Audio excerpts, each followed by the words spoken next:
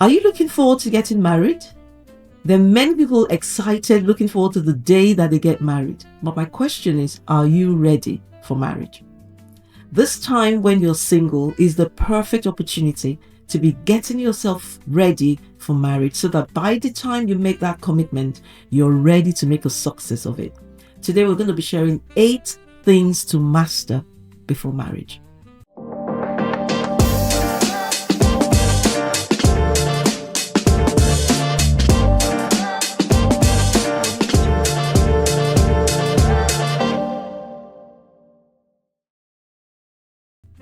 Hello and welcome to Relationship Real Talk. My name is Julius Eniolu and here with me is Mary Eniolu. We are your hosts on this show when we talk all things relationship, always keeping it real.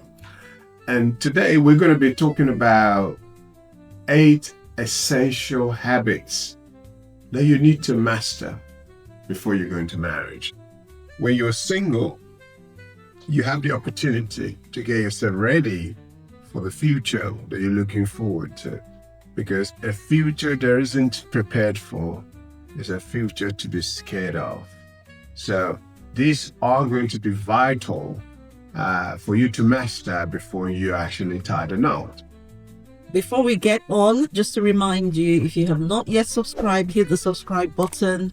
Share this video. Somebody needs to hear this. Somebody needs to hear this. So share the video, get everybody on board. We're going to be sharing really 8 important habits that you need to nail before you go into marriage. So are you ready? We're going to just talk high level here.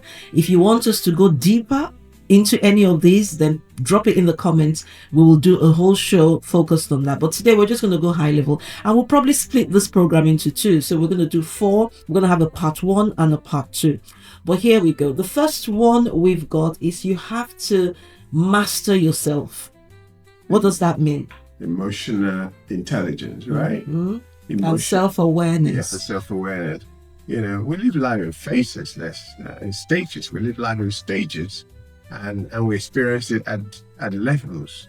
I have to admit that I am more, at this age, more emotionally mature than I was 30 years ago when we just started.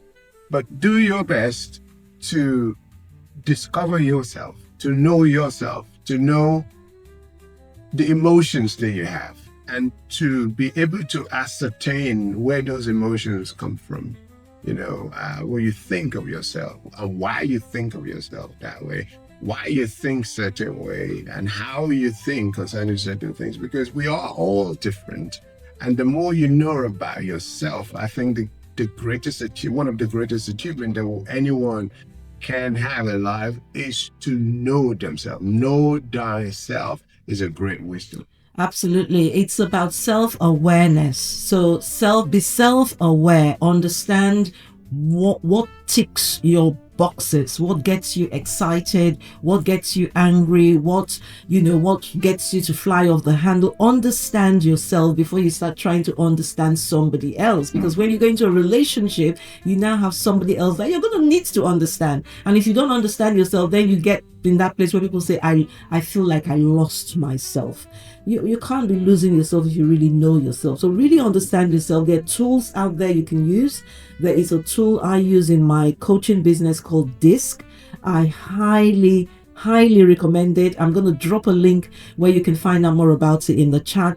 When I took my DISC report, it was a real eye-opener for me, because it really spells out, if you just think about somebody who knows you almost better than yourself and articulates who you are better than you could ever articulate it, and it just helps you understand maybe why you've been acting in certain ways.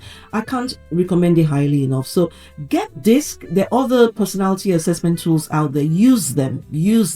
They're beneficial. So master yourself, but it's also about mastering your emotions and having self-control.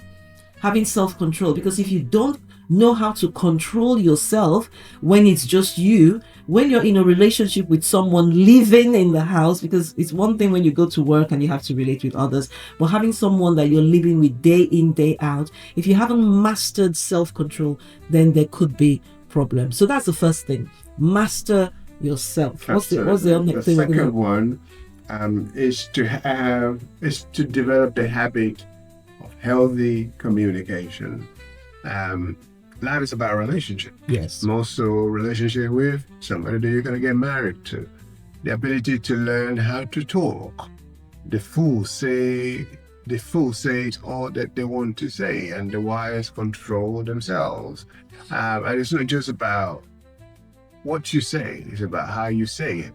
They talk about non-verbal and verbal communication. Both are essential. Body languages, tone of voice, the look on your face, how tense you are. One of our sons, I admire this so much in him. Almost every conversation he's going to have, even when he is saying something, in most cases that he's angry about, he still has a smile on his face. And I just wonder, how on earth do you do that? But it's a great habit to have, to be able to make yourself receivable. It will go a long way. Communication is key for every relationship, but particularly in marriage. So we assume that we know how to communicate because we do it all day long, but that is not true. There's so many tools out there, so many courses that you can take to help you improve your communication. And there's always more to learn, isn't it? There's always more to learn. Again, this disc I'm talking about will show you how to communicate with others. It will help you become aware of the different communication styles that there are out there, so that you can make sure you're communicating with people in a manner that is best suited to them, so you can get the best outcome from your communication. But the other thing about communication is sometimes people shy away from communication because of their personality. Some people don't like to have tough conversations because they find it uncomfortable. But in marriage, if you don't have those tough conversations, you're going to have a very fake relationship. In other relationships, you might be able to do away with having those tough conversations and keep your relationship on a very surface level. But with marriage, you can't afford to do that. You're either in it or you're not in it. So you can't avoid those tough conversations. So learning how to just be open and say what needs to be said, but in a manner that is constructive, is particularly key. Active listening and all of that is particularly key in marriage. So remember, we're talking about 8 habits that you need to master before marriage. Master yourself, master communication, but master money management. That's the third thing we're going to talk about. You need to know how to manage your funds. And this is a big one. One of the biggest things that causes stress and pressures in relationships is money. And so if right now you're single, you don't budget, you don't save, it's going to be very difficult for you to budget and to save when you're married. So master that habit now. It might be you marry someone who doesn't have the habit. And so if you are not prepared, can you see how that could be damaging to your relationship? Don't spend money that you don't have, right? That's a basic thing. Don't go spending money that you don't have unless you're investing it, of course. So money management is key. Absolutely. Like we said, this, it's bad enough if you don't have money management skills when you're single, but when you go into a relationship, it's going to be amplified. That problem is going to be amplified.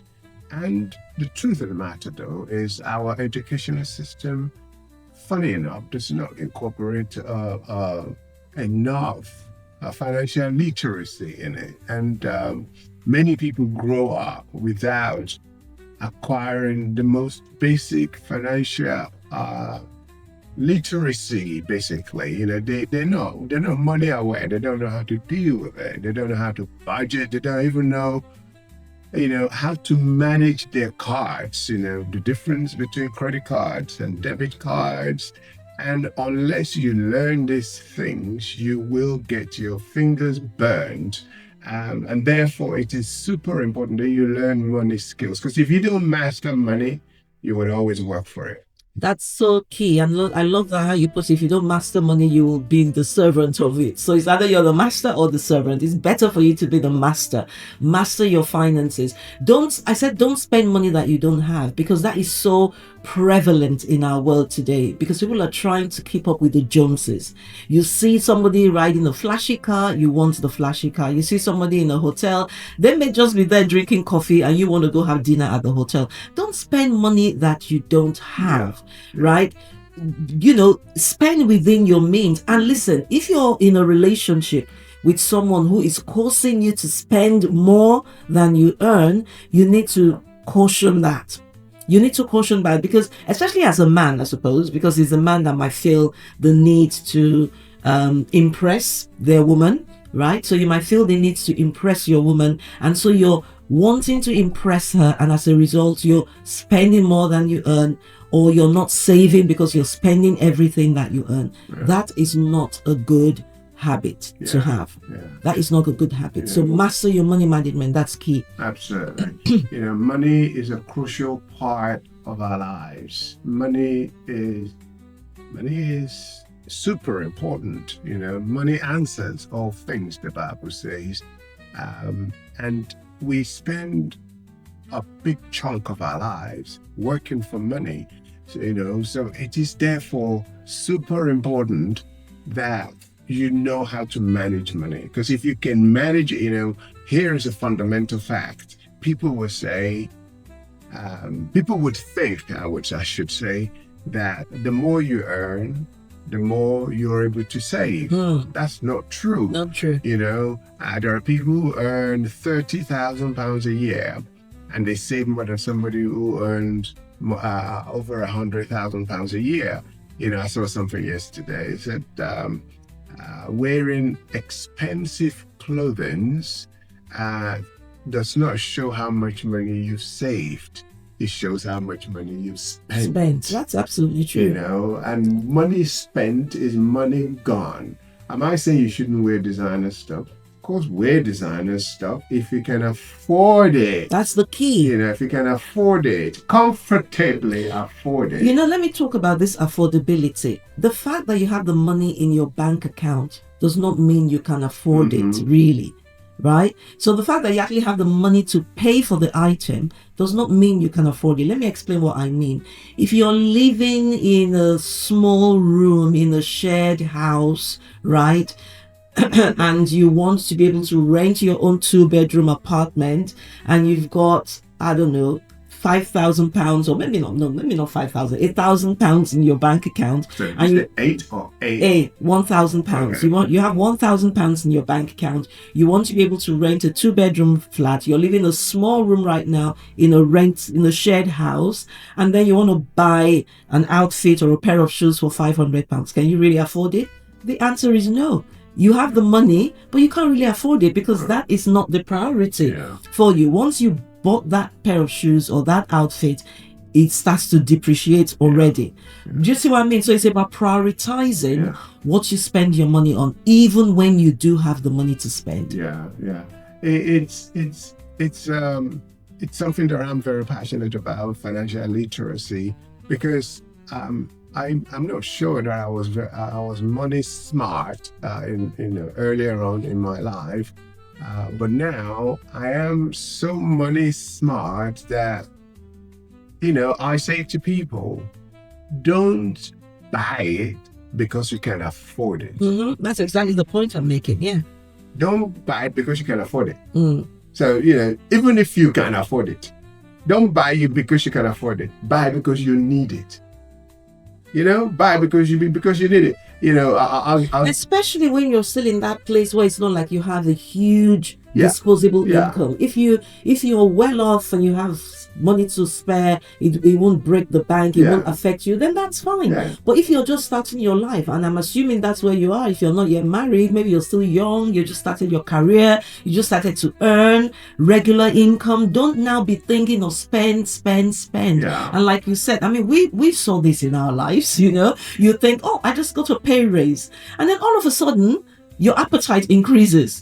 You're not It saving usually more. does. You're not saving more, you're spending more just Yeah. because you got a raise. I mean, my husband talked about he wasn't always very financially literate, and now he's passionate about passionate about it. So passionate about it, he's a qualified financial coach. So listen to him, he knows what he's talking about. And if you need help, honestly, because we have 3 young men in our house, we have 3 young boys, and this is something we talk to them about all the time. So we're keeping it real. We know it's a real struggle, especially with young people. So if you're a young person listening to this and you're struggling to budget, you're struggling to save money, you're feeling all the time like you just don't know whether you're coming or going with respect to your finances, reach out for some help, reach out for some coaching. It will help you. It will help you. See, when you're financially free, happiness is a reality.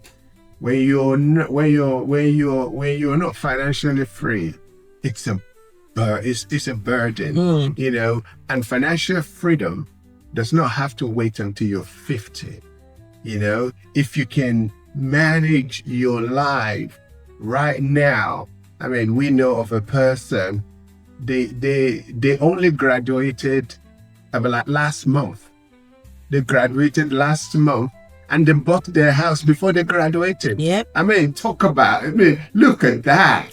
That is, that's just amazing. There are not many young people that can boast about that, you know. So you can see we've spent a longer time on this because it's so important. It's really important, and a lot of people struggle. It's not only just that it's important. A lot of people struggle with it, and part of it is our world that we live in today. The social media, it's powerful, but it can be problematic as well. You know, everybody wanting to see or to do what they think others are doing and what they see or perceive others to be doing. Most of the time it's a smoke screen. It's a camouflage. It's not real. So please, master your money management before you go into marriage. But we'll move on. The 4th thing is master self-care and personal hygiene. Okay, let's keep it real. What is your relationship between with soap and water, should I say, or with shower gel and water? Do you only have an interaction once a week? That needs to change. Right. That needs to change. If your interaction with shower gel and water is once a week. I'm actually surprised that you are in a relationship if that's the case. Well, but you're very blessed. You could down it with perfume, before you go meet the person, you just spray a lot of perfume. That will work when you're dating. But when you're living in the same house, my goodness, that's not going to work. So we need to take care of ourselves. Self-care is important. Taking care of yourself, not just externally, but internally. Don't lose your peace, because your peace, your joy is your strength. Always protect your mental health. Protect your mental health. Be nice to yourself. Be gentle on yourself. Be understanding on yourself. And of course, externally, take care of yourself. Absolutely. I remember, much younger in life, I used to lead a fellowship on the campus. And I insisted, that people try to look smart coming to the fellowship. And the majority of us were from poorer background, but if you have 2 shirts, thank God for it. Look good. I mean, it doesn't have to be expensive. It doesn't have to be new, but take care of yourself. Take care of yourself. Personal hygiene is still important. It's extremely important. Little things like when you take off your underwear, where does it end up? On the floor? That is real. There are people who live like that. Just go ouch. If it touched you, just go ouch. If you take off your underwear and it ends up on the floor when you're not married, don't assume that when you get married, all of a sudden it will end up in the right place. No, it won't. It won't. It will end up on the floor, and that's going to cause problems. If your shoes are scattered all over the room or in the living room when they should be in the closet, all those little things matter. And depending on the person you marry, if you marry somebody who is very particular about things like that, about tidiness, it can cause massive problems. So personal hygiene, self-care, master that before you go join yourself to somebody. Really, really key.